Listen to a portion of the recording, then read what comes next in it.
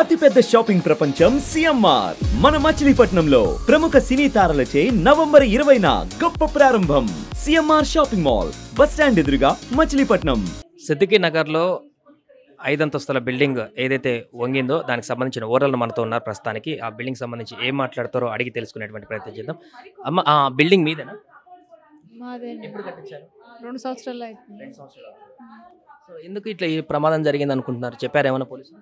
అంటే పక్కన ఆయన పిల్లర్స్ తీసిండు సార్, దానివల్ల కొంచెం కుంగిపోయిందని అన్నారు సార్. ఎంతమంది ఉంటారు మొత్తం బిల్డింగ్? 20 మంది ఉంటారు. మీరు కూడా అందులోనే ఉంటారు? మేము ఈ మధ్యనే పిల్లల చదువుల కోసం అని చెప్పి మణికొండల కిరాయికి ఉంటున్నాం.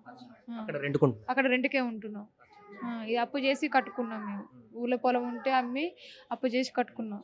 మీకు ఎప్పుడు చెప్పినారు ఇట్లా బిల్డింగ్ క్రాస్ అయిపోయిందని చెప్పేసి? రాత్రి 7:30-8 మధ్యలో ఫోన్ వచ్చింది. వెంపటే వచ్చేసినాం. మీరు చెప్పండి అన్న, మీరేం చేస్తారు? కార్ డ్రైవర్ చేస్తుంది.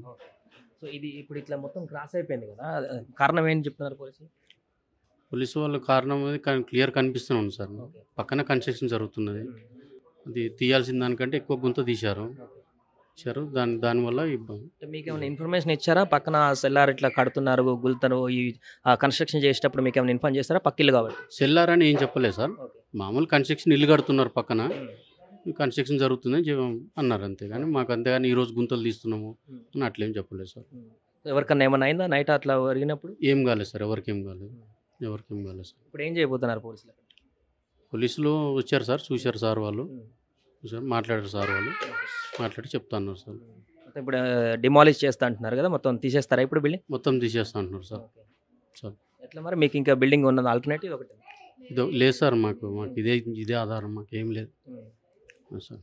ఎట్లా మరి మీరు ఏం చేయబోతున్నారు దీనికి సంబంధించి? కాంట్రాక్టర్ మాట్లాడారు సార్, అతను బయట ఉన్నాడంట సార్.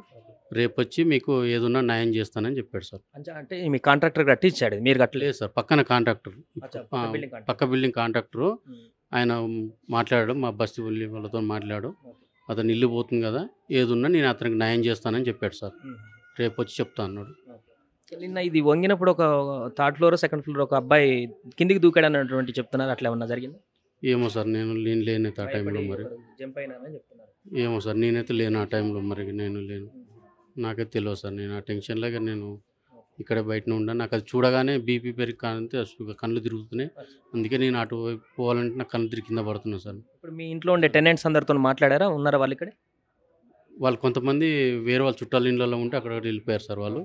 ఇక కొంతమంది దగ్గర ఊరు వాళ్ళు ఊర్లోకి వెళ్ళిపోయారు సార్. ఇప్పుడు అందులో ఉన్న లగేజ్ అంతా తీసేసుకున్నారా బయటికి? మరి అందరూ తీయలేదు సార్, అందులో ఉంది లగేజ్. ఎట్లా మరి ఇప్పుడు స్కోప్ ఉందంటనా, లేదంటే మెట్లు కూడా కొన్ని క్రాక్ వచ్చినాయని చెప్తున్నారు సార్ వాళ్ళు అయితే పైకి వెళ్ళొద్దు అంటున్నారు, లేదంటారు సార్.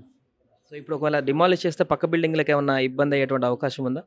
లేదని అంటారు సార్ వాళ్ళు అయితే. జిహెచ్ఎం సార్ వాళ్ళు అయితే లేదు అని అంటున్నారు, లేకుండా చేయడానికి ట్రై చేస్తా అంటారు సార్ వాళ్ళు.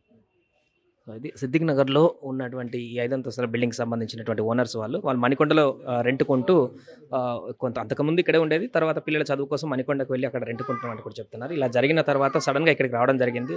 చాలా మాకు కూడా ఎందుకు ఇట్లా జరిగింది అనేటువంటిది షాక్లో ఉన్నామంటూ కూడా చెప్తున్నారు. సో దీనికి సంబంధించి ఏదేమైనా కూడా న్యాయం జరగాలంటూ కూడా మేము కూడా కోరుకుంటున్నాం అంటూ కూడా వారు చెప్తున్నారు. సుమన్ టీవీలో మీ పర్సనల్ అండ్ బిజినెస్ ప్రమోషన్స్ కోసం కింది నెంబర్కి కాంటాక్ట్ చేయండి.